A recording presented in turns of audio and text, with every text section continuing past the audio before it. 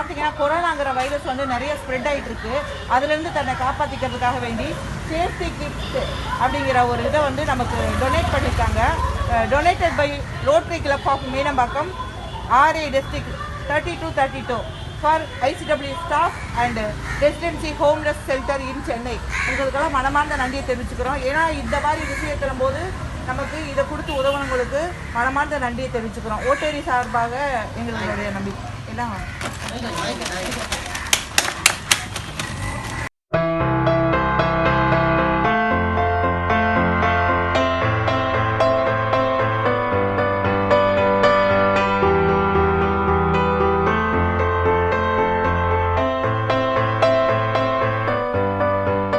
Thank you for watching this video. Please press like button, share with your friends, give your comments, and please do not forget to subscribe to this channel. Thank you very much.